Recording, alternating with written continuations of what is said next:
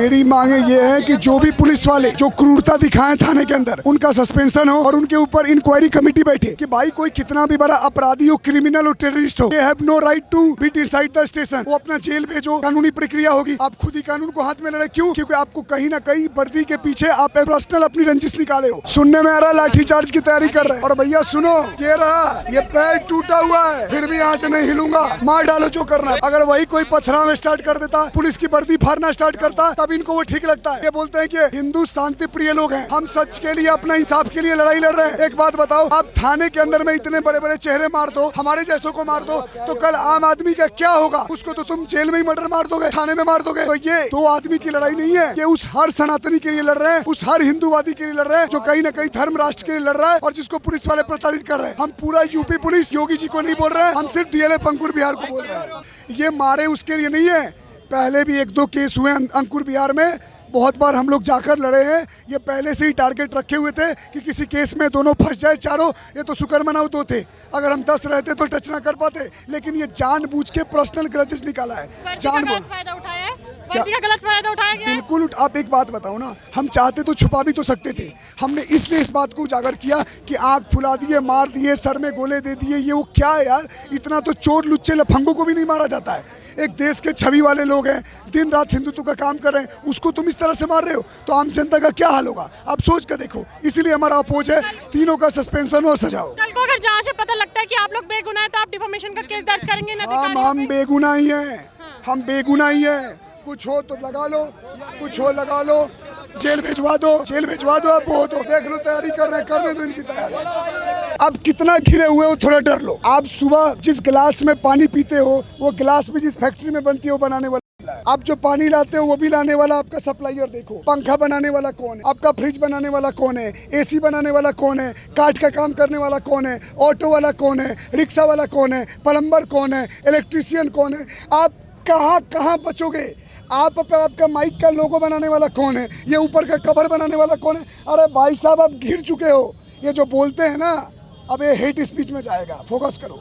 ये जो बोलते हैं ना कि 20-20 पैदा हो रहा है हमारे ऊपर वाले की मर्जी से, और नौकरी के टाइम मोदी योगी याद आता है। मैं बता दूं, ये 20-20 इसी जगहों में भरे हैं।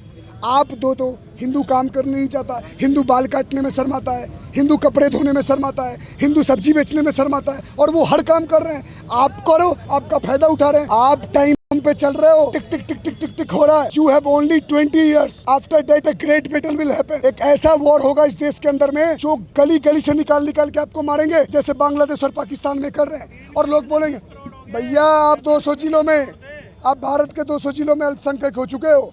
और होता क्या है, हम जैसे लोग बोलते हैं, वो देखो, ये भारत में 4-5 लोग हैं और इनके दोस्त यार हैं जो हिंदू मुस्लिम कर रहे हैं। तो भैया सुन लो, अपने धर्म के लिए, रक्षा के लिए खड़ा रहना, अपने धर्म की रक्षा के लिए आवाज़ उठाना। अगर हिंदू मुस्लिम करना है तो गर्व से कहता हूँ, मैं दिन भर में 24 घंटे हिंदू मुस्लिम करता हूँ और करता रहूँगा। ये तो हिंदू मोहम्मद दीपक बन जाता है।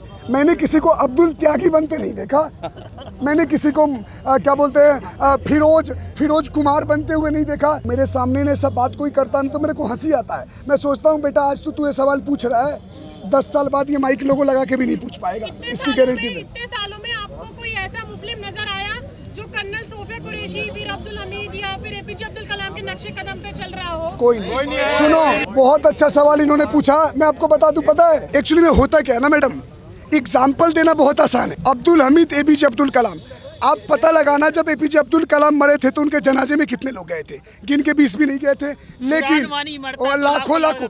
आप इनकी मानसिकता देखो।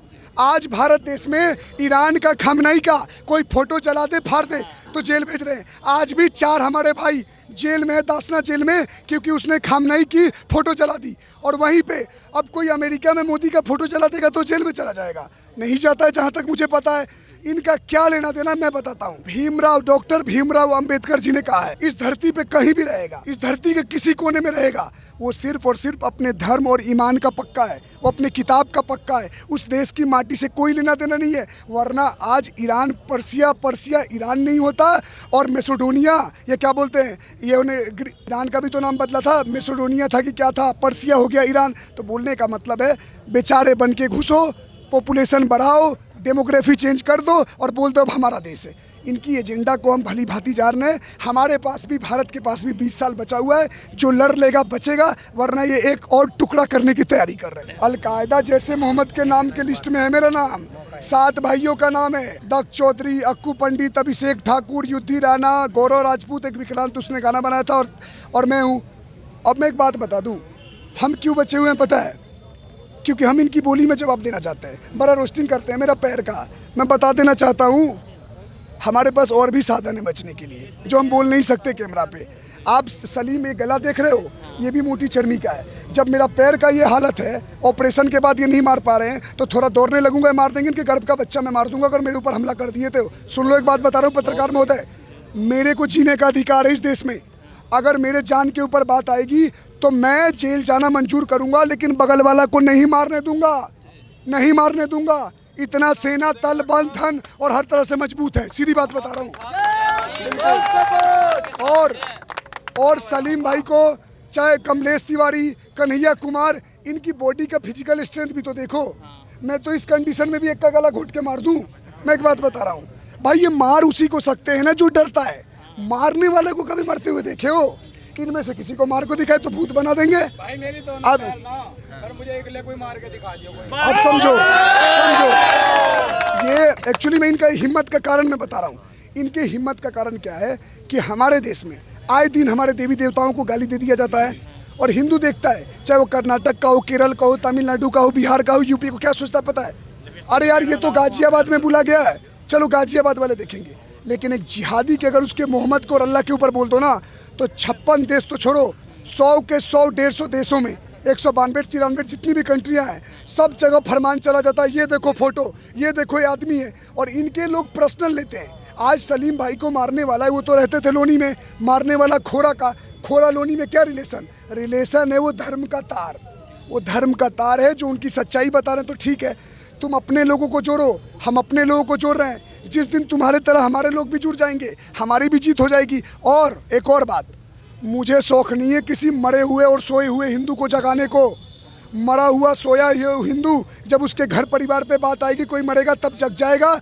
हमें जगे हुए को ज्वालामुखी बनाना है, जिनके अंदर लड़ने का क्षमता है, जो धर्म के लिए खड़े हो रहे हैं, और अलग अलग जिलों में जो कमजोर बन रहे हैं, उनका हम सपोर्ट करके उनकी ताकत बनाएंगे और उन्हें ज्वालामुखी बनाएंगे और आखिरी दम तक उनका साथ देंगे। आप जैसे लोगों के हम इंटरव्यू करते हैं सनातनियों के, तो वो कहते हैं सारे हिंदू को पीतल रखना शुरू कर देना चाहिए भर भर के। अरे पीतल मतलब मूर्तियाँ हाँ, भगवान जी तो की। क्या दिक्कत है? भगवान की पीतल की मूर्ति रखो। और एक मिनट, और जिस पीतल की मूर्ति की आप पूजा करते हो, उस मूर्ति के हाथ में देखना, एक हाथ में वेद होगा, एक हाथ में पुष्प होगा, और एक हाथ में सुदर्शन चक्र होगा, एक हाथ में तलवार होगा, एक हाथ में धनुष होगा।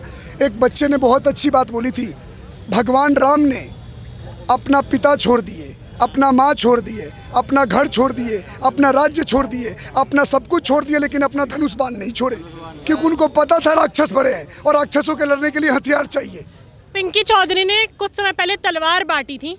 अब आप उस तरीके को कैसे देखेंगे? इसको संवैधानिक, एक मिनट मैं बोल लूँ, क्योंकि संवैधानिक तरीके से अगर देखा जाए तो कहीं ना कहीं वो लीगली सही नहीं है, लेकिन जिस तरीके से केसेस आ रहे हैं तो पुलिस भी कुछ काम नहीं कर रही है। तो आप सही समझते हैं कि तलवारें बांटना अब सही है, क्योंकि लगातार हिंदू मर रहा है, तो ये सही कहा जा रहा है?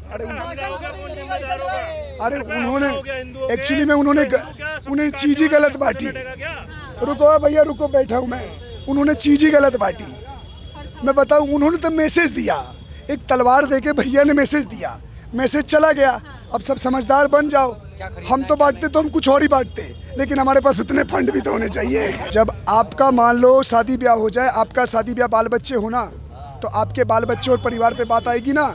और चौखट पे अगर राक्षस खड़े होना, तो एक ज्ञान, धर्म, नीति, पुलिस, बीजेपी, कोर्ट कचहरी काम नहीं आएगी।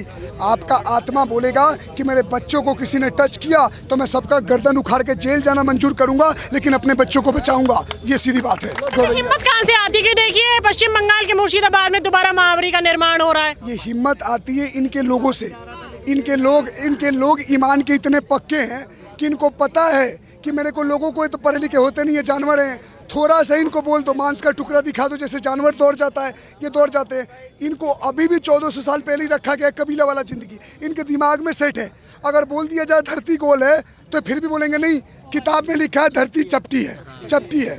इनका माइंडसेट मानने को तैयारी नहीं है। ये कितना भी बोल दो, ये नहीं मानेंगे तो नहीं मानेंगे। इनको सिर्फ मार के समझाया जा सकता है। दूसरी चीज़, इनके लोग इनके भरोसा के लोग हैं। इनके लोग वफादार रहते हैं, कभी धोखा नहीं देते। आज इस देश का दुर्भाग्य है कि राजनीति के कारण में कल तो चलो मोदी जी योगी जी चले जाएंगे, अमर नहीं है, लेकिन आने वाले टाइम में हम जैसे भाइयों को बहुत कुछ झेलना पड़ेगा। वो समय आएगा 2040-45 का, जैसे आज से 100 साल पहले वर्ल्ड वार 2 कब हुआ था? 1939 से लेकर 1945 के एंड तक हुआ था। हर 100 साल में एक बड़ा युद्ध होता है। मैं बता दूं, हमसे पहले तो वो लड़ रहे हैं यूरोप वाले। 1940-45 का दौर एक ऐसा आएगा कि पूरी धरती का हर आदमी इस्लाम के जिहादियों से लड़ेगा अपने आप को बचाने के। आप और जो आपकी आने वाली पीढ़ी होंगी, आप मैसेज क्या देना चाहते हैं अभी 140? अगर ये वीडियो अगर 2040-45 की जनता देख रही है तो मैं उसको एक मैसेज देना चाहता हूँ। हम लोग 2026 में बैठे हुए हैं, मार्च में यहाँ पे धरना प्रदर्शन कर रहे हैं अपने भाइयों के इंसाफ के लिए। आप इस वीडियो को देखकर गर्व करना कि जिस टाइम लोग चुप थे, जिस टाइम लोग आवाज़ नहीं उठा रहे थे, तो यहाँ पे कुछ कट्टर हिंदू शेर बैठे थे जो धर्म के लिए लड़ रहे थे, आवाज़ उठा रहे थे, ताकि आपका भविष्य सुरक्षित रहे, ताकि आप गर्व से बोल सको कि हमारे पहले की पीढ़ी लड़ी थी, ना कि नपुंसक थी। हमारे मरने के बाद हमारे आने वाला पीढ़ी गर्व से हमारे फोटो पे फूल का माला चढ़ाएगा, और जो नपुंसक हिंदू नहीं लड़ रहा है उनकी औलादें जूतों का माला पहनाएगी और रोज कालिक पोतेगी कि ऐसे नपुंसक हमारे माँ बाप थे, ऐसे नपुंसक हमारे माँ बाप थे कि जब लड़ने का टाइम था तो ज्ञान दे रहे थे। और हम बताएंगे, हमारे बच्चे बताएंगे कि जब लड़ने का टाइम था तो हमारे माँ बाप 10 गुना ज़्यादा ताकत से लड़ रहे थे। यही तो है, यही संदेश है आने वाली जनरेशन को। और हम लड़ रहे थे, हमारी मर चुके हैं हम, अभी अब वीडियो देख रहे हो तो अब तुम भी लड़ना और खामा करो जहाँ जहाँ बढ़ गए हैं, और अपने धर्म और अपने देश को बचाओ। जय श्री राम।